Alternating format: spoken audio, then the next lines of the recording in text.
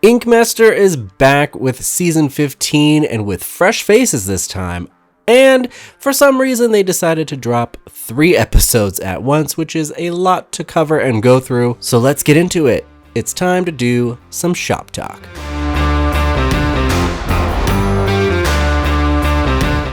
As I said, we're covering 3 episodes already. We get 15 new artists joining the competition after last season's all returning Titans. And because there's so much to cover, I'm not going to go through each artist right now.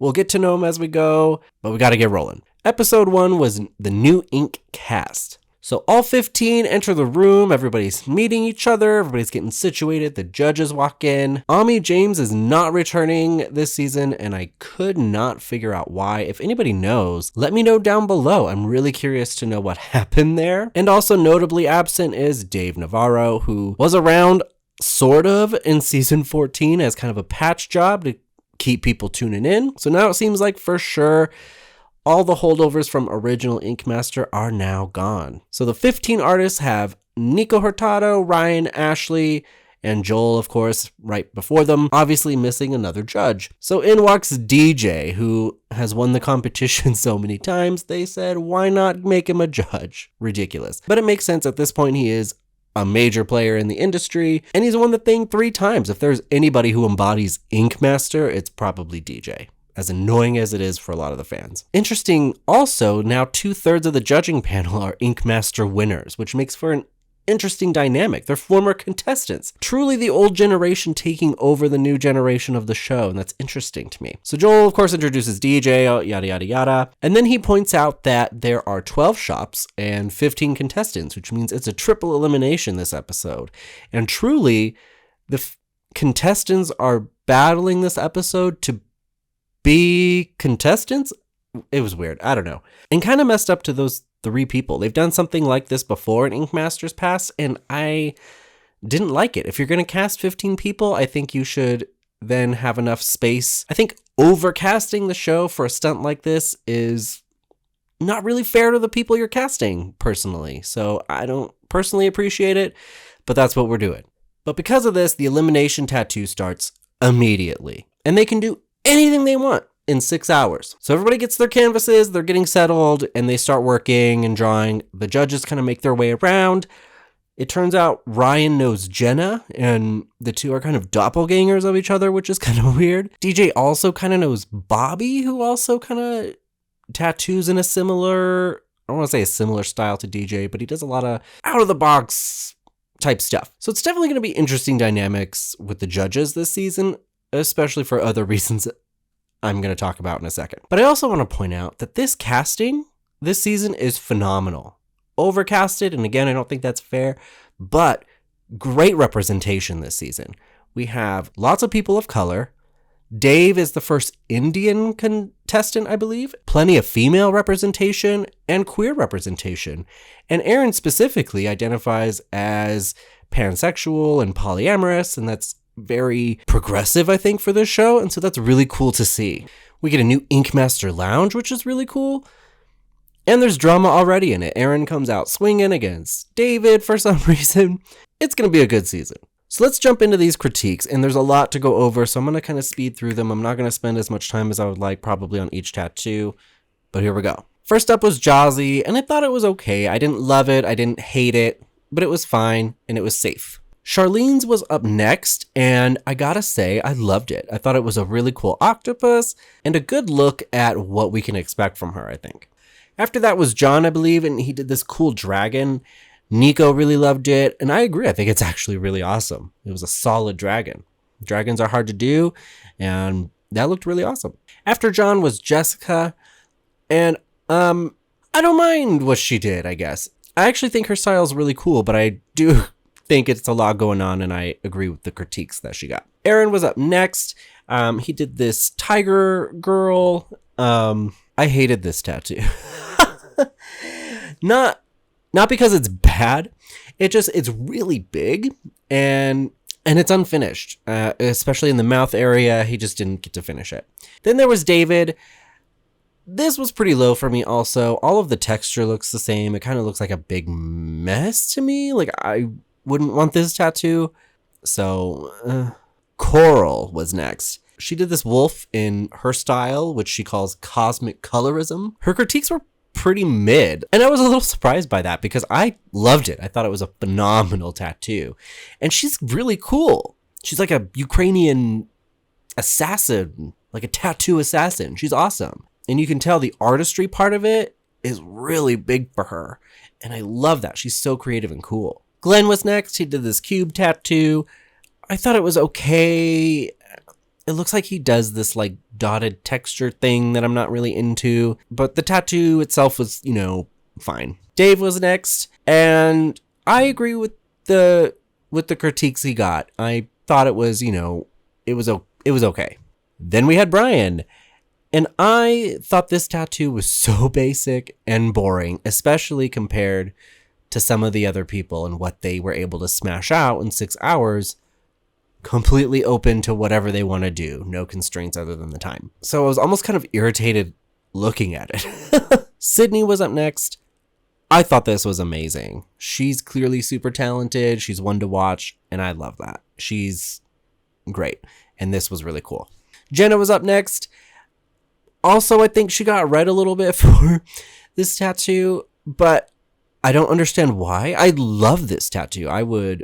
I'm not really into jewelry and all that stuff that, she and Ryan do, but I would wear this tattoo. I think it's so cool, and I bet her canvas is going to get compliments on it all the time.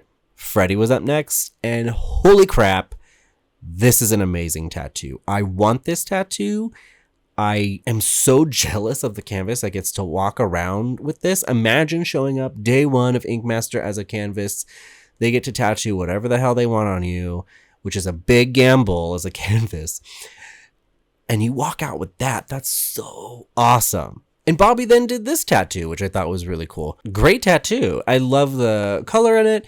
I'm not big on birds, but it's a really strong start for him. And then we had Joelle, which, overall, I don't think it's a bad tattoo. I do agree with the critiques about the way the head is positioned and stuff, and comparatively to some of the others, it does come off as kind of basic. But I'm going to talk about Joelle a little bit later because I do think that this is not a good representation of what he normally does. Joel then tells everybody that, the judges are going to be coaches this year, so even though DJ is no longer a contestant and he's on the judging side, somehow he's getting to compete again. I don't understand that. It seems ridiculous. And there's things that I love and hate about this coaching thing. They've done teams and coaches and all that stuff before in Ink Masters past. They love playing with the format and stuff. It's not my favorite thing, but that's just my little soapbox. So anyway, Joel tells everybody that they're going to announce the rankings of the tattoos from tattoo of the day all the way down to the lowest ranked tattoo. As each one's announced, they will get to choose their coach, and the bottom 3 artists will be eliminated. So Bobby was first. He got tattoo of the day. Seems like he totally expected it. I would have given it to Freddie personally, but I can't argue with it. It's okay. So Bobby gets tattoo of the day. He chooses Team DJ. Freddie came in second. He chose Team Nico, which I think is a smart choice. Sydney came in third. She also chose Team DJ. DJ's really popular, and I think because obviously he's won the competition 3 times, so that's enticing to somebody who wants him as a coach. And then Nico's obviously a juggernaut in the industry. He tattoos celebrities. He does phenomenal tattoos. So it kind of sucks for Ryan because then by default, I feel like most people just aren't going to pick her. Not because of anything about her. It's just strategically with the other judges, it just kind of makes more sense to choose one of the other ones. So Sydney chooses Team DJ. Charlene came in 4th. She also chose Team DJ. John came in 5th. He also chose Team DJ. Team DJ was full immediately. Jazzy came in 6th. She chose Team Ryan. And I got a vibe that for some reason she didn't actually want to. It was weird. 7th was Glenn. He chose Team Nico. 8th was Coral. She chose Team Nico, which really makes sense to me. Jenna was in 9th. She chose Team Ryan. That was obvious. 10th was David, who chose Team Ryan. And then 11th was Jessica, who chose Team Ryan as well. So then Team Ryan got full at the very last minute with Nico having 1 spot left. So then we had our bottom 4, who are sweating. So these are the people who placed low, and then 3 of them, only one person's going to end up staying. The other 3 eliminated. So last place was Joel, which, ouch. And I can't argue with it, I guess. But I felt really bad. He was so upset, and I feel like it's for certain reasons I'm going to mention right now. So, and I'm not making excuses for anybody. It's how the competition goes. But I do think this is probably a case of someone getting in their own way, and probably the worst case of it I think I've ever seen, especially on this show. Because here's the thing, he's actually phenomenal. I recommend checking out his Instagram. He's got all kinds of great stuff on there. He did this back piece, which is just incredible. It could be a finale level tattoo. It's just mind-blowingly good. And he did a cool little video, of what he feels happened during his elimination, why he was so emotional about it, and what that all looked like. I honestly think just the pressure cooker type environment and the time constraint and all the people and everything going on probably just got the best of him, which isn't an excuse, but it's clear he's really worried about how that's going to represent him as a tattooer. And I do think that it truly is not a good representation of his art. So I just want to give him a special shout out. Go check out his stuff. Go check out his page. I hope he gets another chance, especially because my other thing is, again, I don't think overcasting people so you can get rid of a handful of people immediately is the way to do this, to be honest. But I digress. But go check out Joel. He's awesome. So we said goodbye to Joel. Then we said goodbye to Aaron, whose tattoo ended up in 14th place, and as such, so did he. And I agree. For the reasons I said I really didn't like his tattoo. Again, not because it was bad or because he's a bad artist. I just felt like certain choices were made, and he said as much during his No More Ink interview with Ryan. So it seems like he understood why, and he's fairly new to the industry also, so it just kind of makes sense. So we said goodbye to Aaron.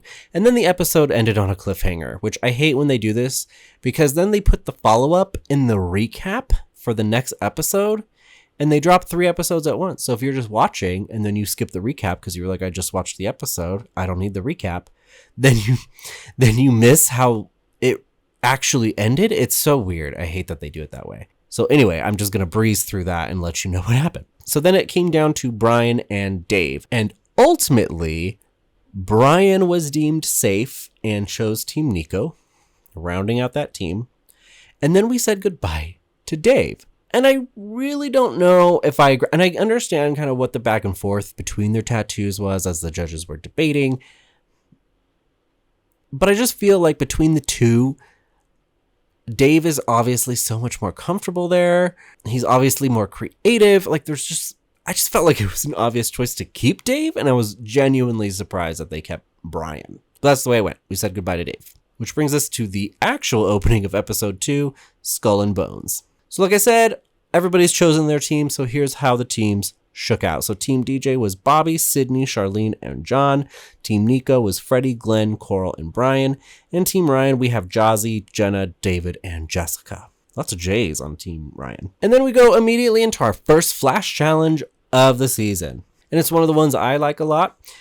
They have to create illuminated glow in the dark, or black light art using colored pegs on a black wall. And the coaches jump right in with the team's initial concepts and things like that. They get to help out a little bit. And that was kind of cool to see. Also interesting is that the teams are realizing that maybe they don't like being on teams either. They're going back and forth. Jazzy specifically seems to be really stressed out in this competition and thus seems to be a little difficult to work with. Just my observation. And when it's all said and done, here's what we had. So Team Ryan did this jellyfish, which I thought wasn't bad. I thought it was actually really cool. Team DJ did this space whale, which I thought was really cool, really creative. Love Sydney's idea with the dust at the bottom. But I think it does become a mess up top. And the whale as a whole isn't super whale-like to me. And then we had Team Nico, who also did a whale for some reason. And I kind of have a similar issue where the whale just seems a little off to me. I do think it's more clean than Team DJ's, but it's also way more basic than Team DJ's. And it's an artistry challenge. So I don't know. Part of me wants to give it to Team Ryan because of the jellyfish, and I felt like that was better than both whales.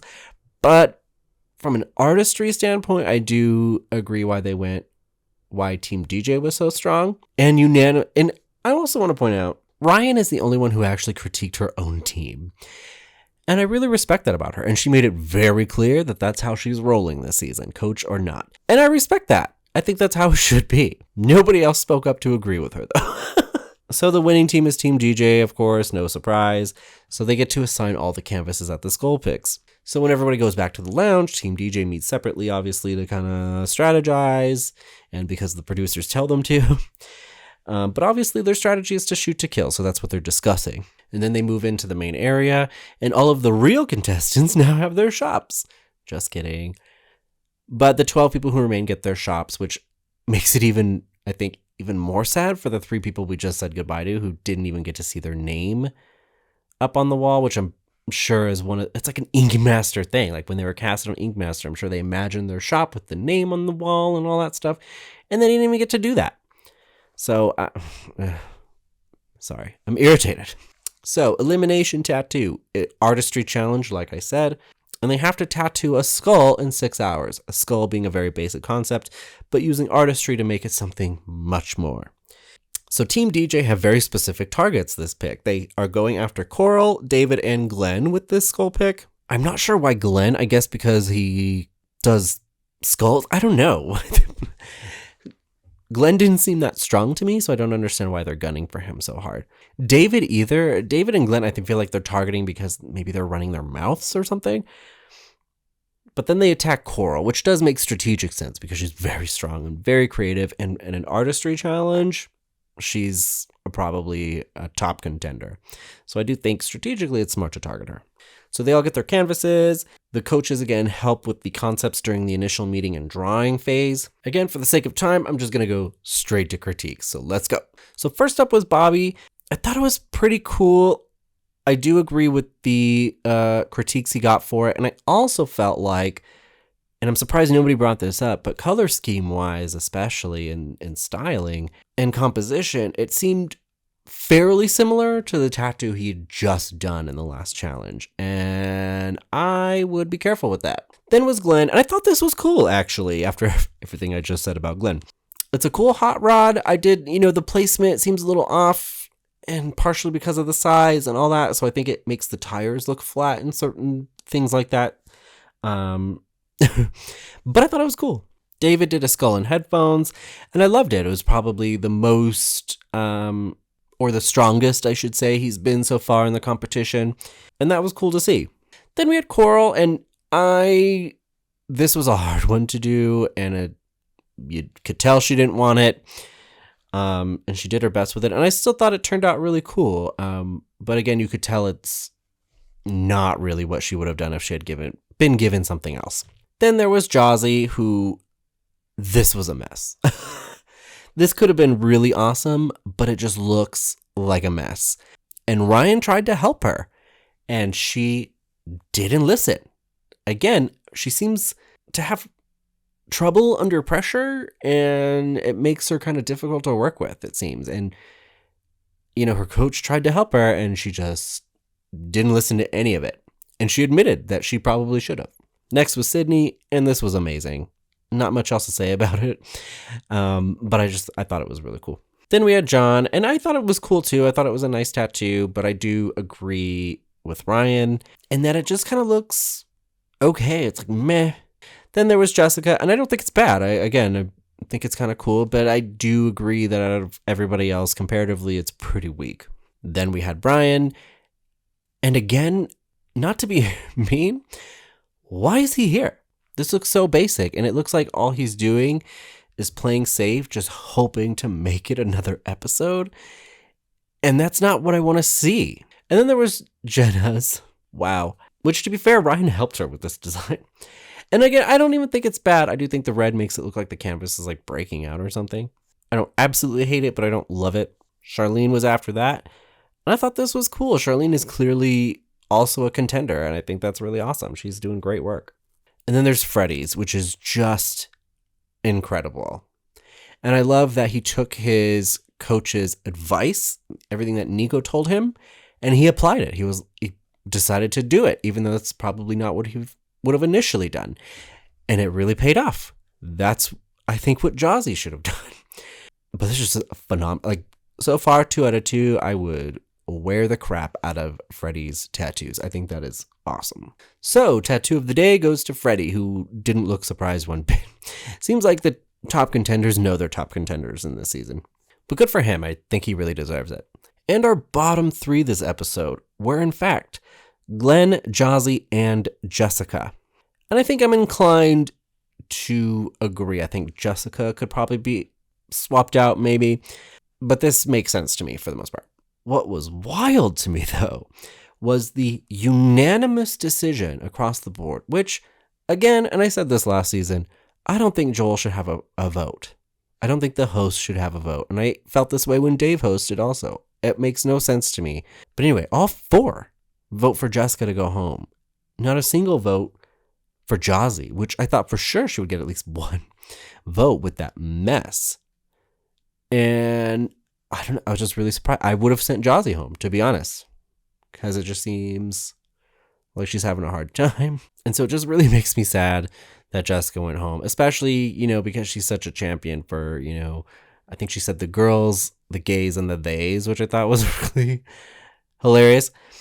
She just seems like a really genuine, accepting person, and she has a lot of opinions about how the tattoo industry is being run and how apprenticeships are being done and things like that. And she expanded on that in her No More Ink interview with Ryan, and she's expanded on it on social media as well. And so she just seems like a really awesome champion of the tattoo world. And so it just makes me really sad to see her go so early. But I can't argue with it. She did have a fairly weak tattoo, and I understand where the judges were coming from. So, and that brings us finally to episode 3, Put Me In, Coach. And it's the adaptability challenge. And boy, everybody had a hard time with this one. So we go to a flash challenge, but surprise, the contestants are not doing the flash challenge. The judges/coaches are instead. And the flash challenge is to design something to fit in this weird open space on Joel's arm, using adaptability to make their design fit his needs, and work somehow respectively with his other tattoos, which is a really good challenge, actually. And it's pretty cool that I think they're making the coaches do it. Hilarious, though, Nico was the only one who's never done a flash challenge, because both DJ and Ryan were contestants and have won. And so they've done plenty of flash challenges, especially DJ, who's done 3 different seasons of them. And right before Joel walks out, he also tells them, by the way, this episode is a double elimination. For whatever reason. Again, if we don't have enough room in the episodes for everybody we casted, maybe we should have casted just less people. I don't know. So anyway, the judges/coaches start drawing their designs at the tables after they interview Joel to find out kind of what he likes and all that good stuff. And the teams get to watch their coaches work, which I actually think was a pretty cool exercise. And when it's all said and done, all 3 designs were phenomenal. I thought they were cool. I would wear any of them for the most part. But of course, he picks DJ's design. Of course he did. I also feel like based on their styles, you can tell whose design was whose. So even though it was blind judge, I mean, there's only 3 people and they have very distinct styles. Like, I think it was pretty fairly obvious. But I also agree with why he chose DJ's. And DJ, again, he's won this competition 3 times. He's an amazing tattooer. He knows. He's the only one that really, I think, adaptively really worked with the space. And it makes total sense that Joel picked it. So then Team DJ once again gets to assign canvases with the skull picks. And then DJ gets to tattoo Joel Madden. And DJ is just so excited to hang out and tattoo Joel Madden. And it looks like Joel knows it. It's kind of funny. But look at DJ. He's just so proud of himself. He's living a dream right now. So back in the lounge, David is running his mouth for some reason at Team DJ. And he's like, adaptability is my thing. Whatever. Give me whatever. And Bobby's like, why would you say this stuff? Like, I don't understand. And I agree with Bobby. I think you're playing a game. Like, why would you do that? Keep your mouth shut. So then when everybody's brought back in, they are told that the elimination tattoo, again, adaptability, is going to be a 360-degree tattoo, means it has to wrap around a piece of the body, so neck or the limbs or something like that. All of the canvases across the board are ridiculously hard for some reason. They want the most specific, outrageous stuff that I think I've ever seen on this show. And sure enough, with the skull pics, David gets screwed super hard for running his mouth, and he's upset about it initially. But that's what happens. What really irritated me was Jozzy begins having a meltdown, both with and without her canvas, about having to do color because her canvas wants color. And she's like, I haven't done color in 8 years. I'm so screwed. She has a total mental breakdown over it. She thinks she's going home. It's this whole thing. Overwhelmingly negative. Ryan comes and tries to help her. And once again, Jozzy doesn't listen to any of it. But why is she here? What is the master plan then? Because eventually you're going to have to do color in this competition. That's Ink Master. And that I was just so irritated. Like, how do you think you're going to win the competition? And what are you going to do when you have to do a color challenge? This made no sense to me. And then she gets a pass because somehow, off camera, she wears her canvas down to doing black and gray. And probably because, if I was that canvas and she had that big of a meltdown and she's like, I can't do color, then I'd be like, maybe I don't want you to do color on me. So I understand why the canvas changed her mind. But then it gives Jozzy a pass, and it just really irritates me. Like, this is season 15, and you're freaking out about having to do a color tattoo. So let's go into critiques, because wow, this video is long. So first was Jozzy. She got what she wanted with the black and gray. It's not bad, but I also don't think it's great. It's just kind of fine, whatever.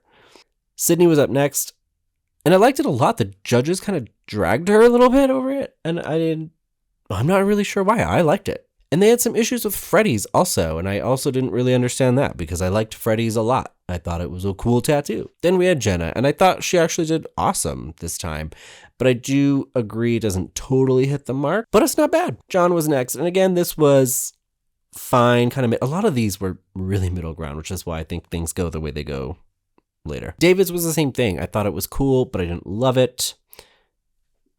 But it's there. Then was Charlene, and once again, Charlene is awesome. This is a really cool tattoo, but I do agree with Ryan that it looks like two different tattoos. Then we had Glenn's, and that looked like it had turned into a mess, to be honest with you. I don't want this tattoo. I would not wear this tattoo. Again, this dot texture thing he does is not my thing. It just looks weird and unfinished and messy, and everything kind of blurs together. It just looks like a hot mess. Then we had Brian, and I thought his was meh. Again, he's one also I don't get. I don't know why we're keeping him here so long, to be honest. Again, none of these artists are bad, but comparatively, and in terms of somebody being ready to compete for Ink Master and what that means, some of these, some of these people like Brian, I just don't think are ready. Like Brian and Jozzy, it's like, what? I think they're just here for exposure, and that bothers me a little bit. Coral was up next, and I thought this was really cool. The back isn't great. Color's patchy, and it is spread out a little bit, and it's supposed to be a 360 wraparound tattoo.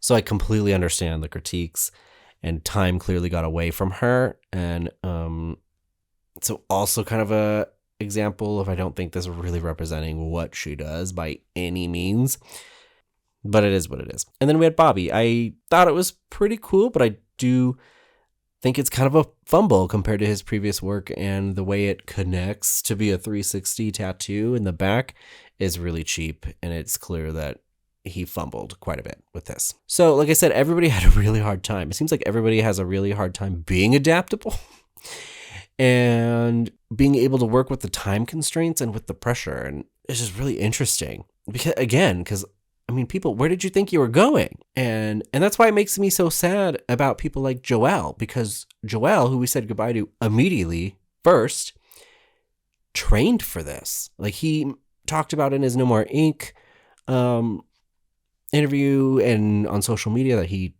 challenged himself. He did challenges, and he scheduled appointments specifically to do things he knew he would be tested on in this competition. He really prepped, and unfortunately just really dropped the ball with that first tattoo. And it's really sad because he probably would have been able to go all the way. But we have people like Brian and Jazzy and some of these people who are like, oh, the environment, oh, the time. And again, I'm not a tattooer. I couldn't do it, by any means. But if you're making the choice to join Ink Master and compete for that title, be ready for it. Because otherwise it just looks like you're on there for exposure to get more bookings. And that irritates me so much. So as a result of the struggle, there's no tattoo of the day. And I can't argue with that. Because I don't know that I could. I said like some I don't think should have been critiqued as much as they were. But I don't think anybody really hit it 100%. So because it's a double elimination, we do have a bottom 4 today. And that was Sydney, Coral, Brian, and Glenn. 3 of them coming from Team Nico. Ryan mentioned that Team DJ seemed to kind of fumble a little bit, but really it's Team Nico that seemed to be completely in hot water, except for Freddie, who so far is smooth sailing. So it's time to vote on who goes home first. Unanimously, they say Glenn. And I agree. I think that's a reasonable choice. And so off he goes. And again, for some reason, it's a double elimination. So they have to vote again for who goes home. And once again, we have Brian here as an option. And unanimously, they say Coral has to go, which makes me so upset. And I understand why. I'm not arguing with it because of the tattoo at hand that we're looking at. She had a really bad day. And unfortunately, with this specific competition, sometimes that's how it goes. But I also just feel like, they're not blind judging. So they're taking into account everything. They're allowing them to sit there and plead their case. And after everything so far, the first 3 episodes, they still choose Brian. Not even Nico backed her up. And I was just so flabbergasted by that. Again, I think she's an Ink Master in her own right already. Like, she's basically invented her own style. She seems pretty well known. I think she'll be fine. But she was genuinely sad to go because I think she clearly probably could have gone all the way. So again, I think there's something to be said about really prepping for what this is going to look like. So for the most part, that's where we end things for the first 3 episodes. Nico is down to only 2 team members already. It's the first week. 3 episodes in 1 week, I think, is a lot. And with the overcasting and chopping 6 people, I think, right out the gate, I think that's a lot. So with all that being said, let's jump into the scoreboard. So here's how everything shakes out after the first 3 episodes and where everybody falls. So in terms of tattoos of the day, for the first 3 episodes, Bobby has one under his belt, Freddie has one under his belt, and for that 3rd episode, nobody got anything. In this crazy looking chart, like I explained last season, I do my own point system to kind of see where everybody falls. And because we have so many people and we're chopping away people so fast, but it's still pretty early on, there's not a lot of differentiation yet. But this is everybody's track record right now. For the most part, everybody's pretty middle ground so far. But as people go and as people win more tattoos of the day and certain things, we'll see more differentiation here. But here's how the track record translates then to actual rankings of the competition right now. So right now, with tattoos of the day under their belts, Bobby and Freddie are doing pretty strong. They are tied in first place. And again, a lot of these placements are going to have ties right now because there's not a lot of differentiation yet because everybody's pretty middle ground. But Bobby and Freddie are tied for first. David, Charlene, John, and Jenna all fall around the 3rd place range with identical track records. They're not doing bad at all, but they're doing fairly well, but they're also not doing great. Sydney and Jazzy tied for 4th as they both fell into the bottom, stumbling a little bit.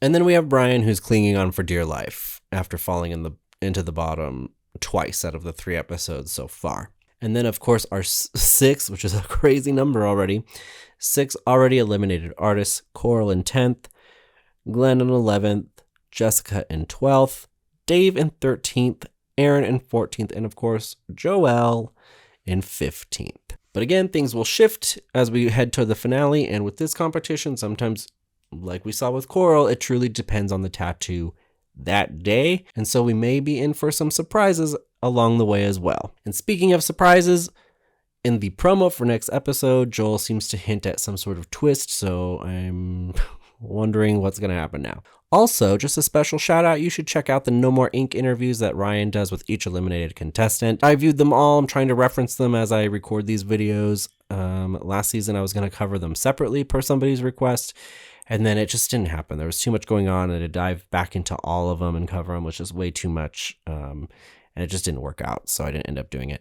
But I'm trying to keep up with them with each episode, so that way as I record these videos, I can reference that and provide additional information for those who maybe haven't seen them yet. But definitely check them out. You get to look at some of their portfolios, so you get to see more of an actual representation of what their art looks like when they're not in an environment like Ink Master, which I think is really beneficial, especially for people like Joelle. Coral's and Glenn's No More Ink interviews are not up yet at the time I'm recording this, so I haven't included them here, and I didn't reference their interviews because they haven't been released yet. So I may touch on them as they come out next time. And then just to keep everybody fresh in everybody's minds, these are all 15 artists we started with, and then who we have left.